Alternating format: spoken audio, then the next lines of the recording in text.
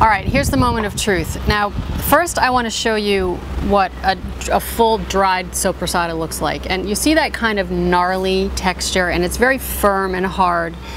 This is really when you know you've got a beautiful, true handmade sopressata, when it just kind of, it looks like all the meat has been compressed, and you can tell there's not an ounce of moisture left in this. And really, truly, it's a labor of love to make this stuff. I mean, this stuff will just age for months and months and months, and you can see that it's strung by hand. These things will hang from the ceiling of any store, any cellumary that does this kind of stuff.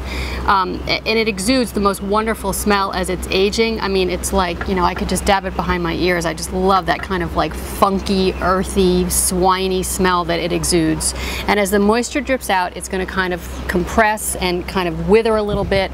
And that's really when you know that you're close. There'll be a little bit of a white mold on the outside, and they've rinsed it off, obviously, for sale. But and then you can see how there's some really beautiful little knobs of fat in there. He was talking to us about their ratio of fat to meat.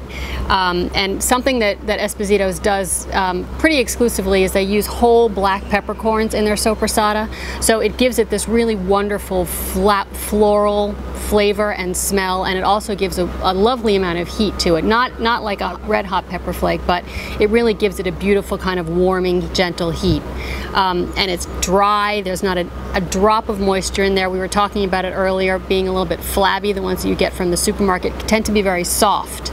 And this is just dry. It's almost like jerky, not quite that tough, but it's just, you know, you really need a tooth to get into it. It's salty, it's porky, it's a little bit hot, it's a little bit sweet. It's perfect on its own. It's perfect with a crusty piece of bread and some sweet butter. Oh, it's just, I can't get enough of it. This truly is food from the gods.